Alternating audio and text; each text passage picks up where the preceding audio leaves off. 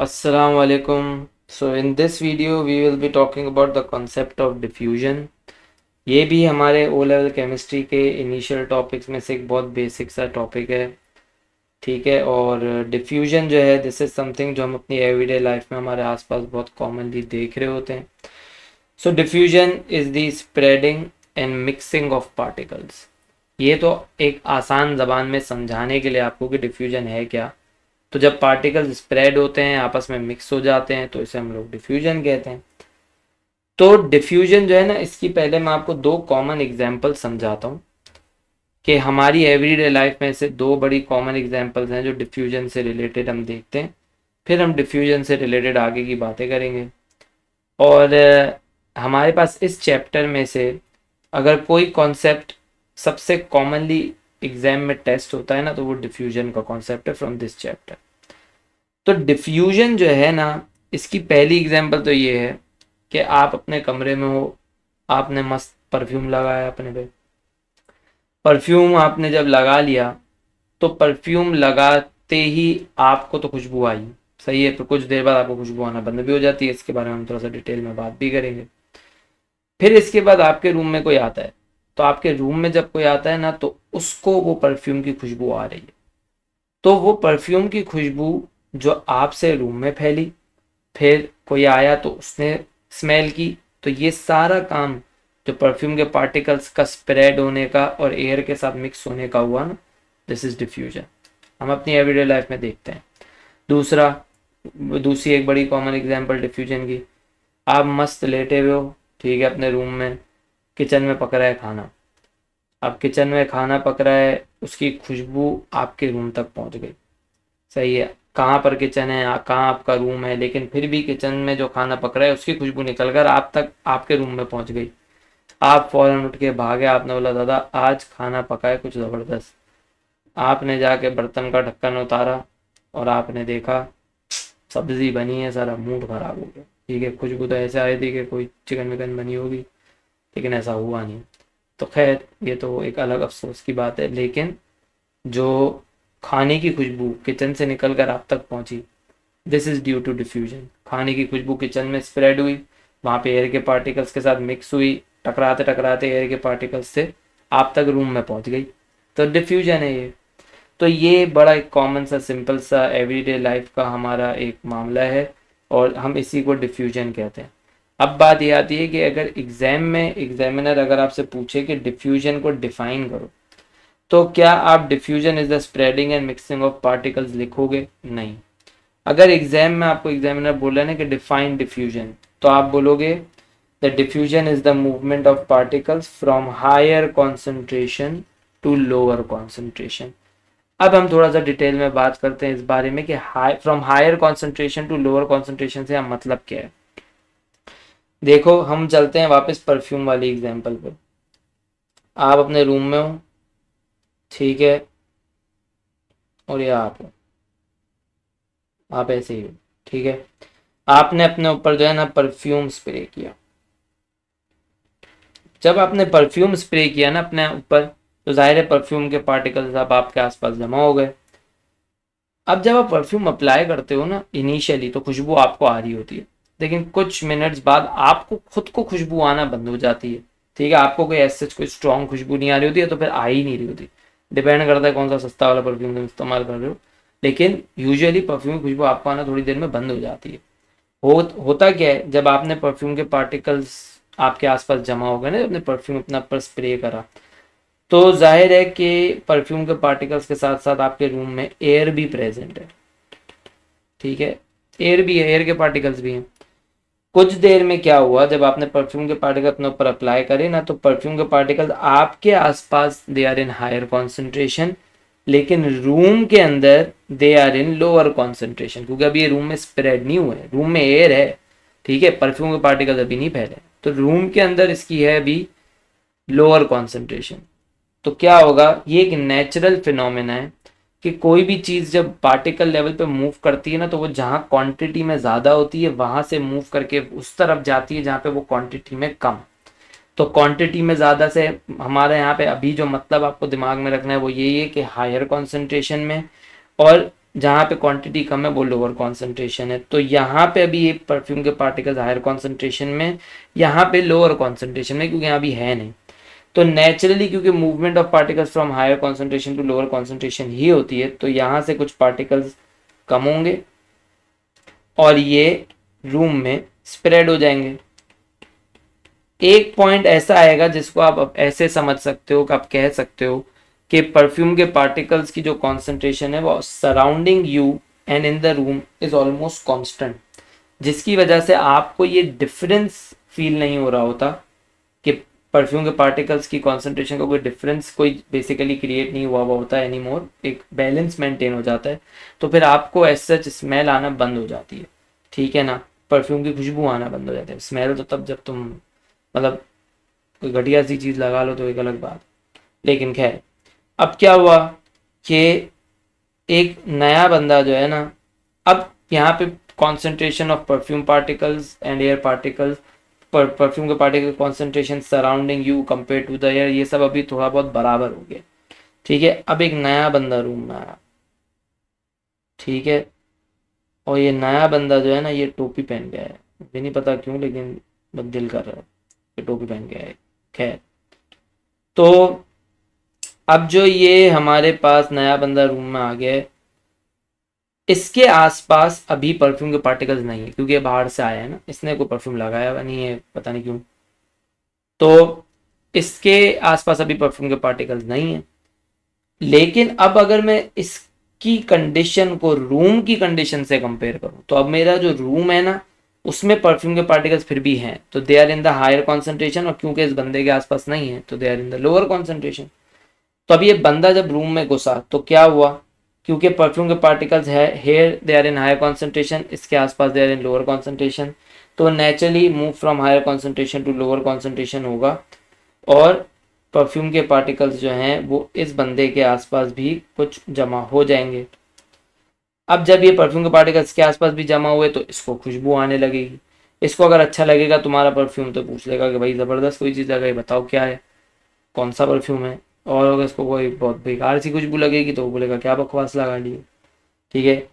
तो ये जो बाहर से बंदा आया, इसको ये जो खुशबू आ गई ना परफ्यूम की, तो वो इस वजह से कि उसके आसपास पहले हायर कॉन्सेंट्रेशन में थी, ये खुद लोअर कॉन्सेंट्रेशन में था इसके आसपास की एयर। तो जब ये इसकी तरफ मूव करे परफ्यूम के पार्टिकल्स, तो अब इसको भी क्योंकि कॉन्सेंट्रेशन मेंटेन करनी थी इसके आसपास भी, तो परफ्यूम के पार्टिकल्स जो यहाँ मूव हुए, तो जब इससे आसपास भी परफ्यूम के पार्टिकल्स आ गए तो फिर डेफिनेटली इसको भी खुशबू आ रही है, सही है। तो ये बेसिकली मतलब होता है movement from higher concentration to lower concentration, के परफ्यूम के पार्टिकल्स जहाँ ज़्यादा थे वहाँ पे ये हायर कॉन्सेंट्रेशन में थे, वहाँ से ये मूव करके उस तरफ चले जाएंगे जहाँ ये लोअर कॉन्सेंट्रेशन में, ठीक है। तो वो टोपी पहन के आया था, उसको लेके चला गया, वहाँ कहानी खत्म हो गई। तो डिफ्यूजन जो है ना हमारे पास बेसिकली यही है। तो हमारे पास जो कॉमनली डिफ्यूजन है ना, it is seen in gases and liquids, यानी कि अगर मैं दो सॉलिड को आपस में मिक्स करके रख दूंगा ना तो वो डिफ्यूज नहीं होंगे। क्यों नहीं होंगे, क्योंकि देखो डिफ्यूजन के लिए पार्टिकल्स का आपस में कोलाइड होना जरूरी है। अगर दो चीजें आपस में डिफ्यूज होना चाहती है ना, तो उनके पार्टिकल्स का जो है ना कोलाइड होना आपस में जरूरी है, वो कोलाइड होकर ही फैलेंगे। गैस के पार्टिकल्स नॉर्मली एयर के पार्टिकल्स के साथ कोलाइड होकर ही फैलते हैं, सही है ना। और लिक्विड के पार्टिकल्स भी एक दूसरे के साथ टकरा टकरा के ही यूजुअली फैलते हैं, तो यही होता है। तो सॉलिड की अगर मेरे पास कोई चीज़ें हैं उनको मैं मिक्स कर दूंगा, तो क्योंकि उसमें पार्टिकल्स अब टाइटली पैक्ड होते हैं सॉलिड में, तो वो एक दूसरे के साथ टकरा टकरा ना कोई शुरू ही नहीं करते, तो कोई मिक्सिंग ही नहीं हो रही होती, कोई स्प्रेडिंग ही नहीं हो रही होती, डिफ्यूजन ही नहीं हो रही होती। हाँ, लेकिन अगर मैं एक सॉलिड चीज़ को किसी गैस के साथ मिक्स करना चाहूँ या लिक्विड के साथ मिक्स करना चाहूँ, then there is a possibility of diffusion, क्योंकि फिर वो गैस के पार्टिकल्स या लिक्विड के पार्टिकल्स जो हैं वो उसके साथ कोलाइड करते रहेंगे ना कॉन्स्टेंटली, तो वो सॉलिड के पार्टिकल्स को भी जो है ना एक एनर्जी देकर थोड़ा दूर दूर करवाते रहेंगे, और फिर इवेंचुअली सॉलिड जो है वो लिक्विड या गैस जो भी है उसके साथ मिक्स हो जाएगा, ठीक है। तो हम पहले डिफ्यूजन इन गैसेस की बात करते हैं। Particles of gas usually collide with particles of air due to which they spread and mix with air. Particles move from higher concentration to lower concentration. अब यहाँ पर एक डायग्राम आपके सामने बनी हुई है। ये जो डायग्राम हमारे पास है इससे रिलेटेड भी बड़ा कॉमनली हमारे पास क्वेश्चन आता है, आ चुका है कई दफ़ा। अब इस डायग्राम में हो क्या रहा है, देखो हमारे पास एक गैस जार, गैस जार जो है ना ये एक ऐसा जार होता है जिसमें हम गैस रख सकते हैं कोई भी। तो ये गैस जार है, इस गैस जार के अंदर हम लोगों ने ना ब्रोमीन गैस डाल दी है, Br2 गैस ब्रोमीन, जो कि एक डार्क ब्राउन कलर की गैस होती है। हमने क्या करा, इसके ऊपर जो है ना एक लिड रखी, ढक्कन, ठीक है, और हमने इसके ऊपर उल्टा करके एक एम्प्टी गैस जार रख दिया। एम्प्टी गैस जार से मतलब क्या होता है, एम्प्टी जो हमारा गैस जार है उसमें एयर होगी, ठीक है ना। तो empty gas jar basically contains air, कोई भी चीज़ खाली होती है उसमें एयर होती है। तो एम्प्टी गैस जार में हमारे पास एयर है। अब क्या होगा, सवाल कुछ इससे रिलेटेड ऐसा होता है कि भाई ऐसी कोई डायग्राम है, ठीक है, वो एग्जामिनर बोले भाई मैं इसे रिमूव करूँ, अगर इस लिड को, इस ढक्कन को हटा दूँ तो क्या होगा। भाई जब जैसे ये ढक्कन हटेगा तो अब इस एम्प्टी गैस जार और इस ब्रोमीन वाले गैस जार के बीच में कोई भी बैरियर नहीं है। एयर के पार्टिकल्स ब्रोमीन के पार्टिकल्स के साथ कोलाइड होने लगेंगे और कुछ ही देर में ये दोनों के पार्टिकल्स पूरी तरह गैस में मिक्स हो जाएंगे।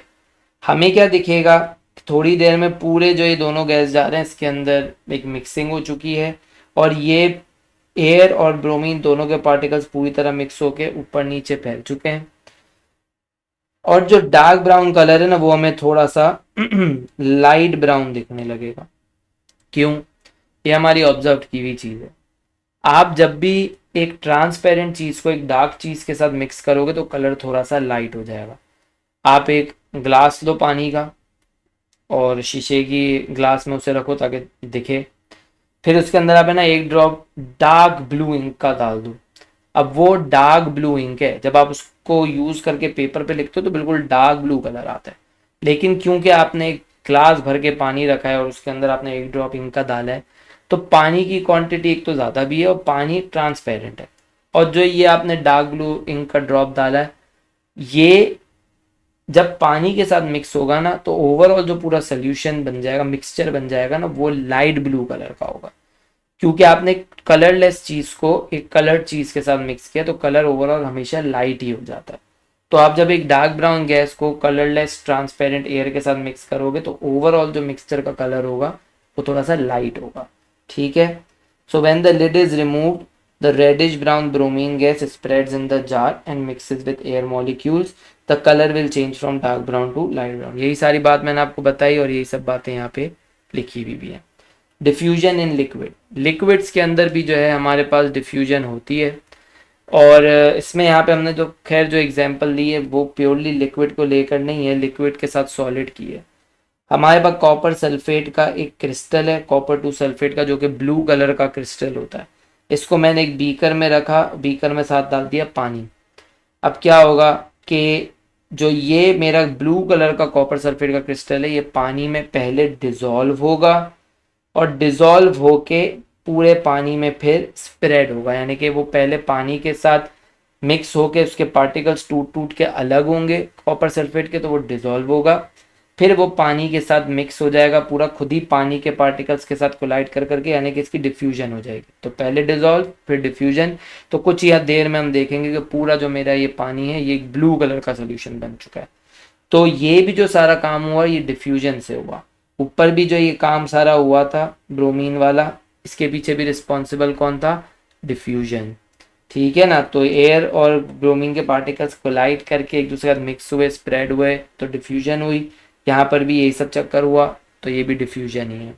Copper sulphate crystals are placed in a beaker of water. The particles collide with each other due to which they spread and mix, forming a uniform blue colored solution. तो पूरा इस तरह खुद ही naturally spread कर जाएगा कि पूरा एक हमारे पास जो सोल्यूशन है ब्लू कलर का जो एक बन गया होगा सोल्यूशन वो यूनिफॉर्म कलर का हो।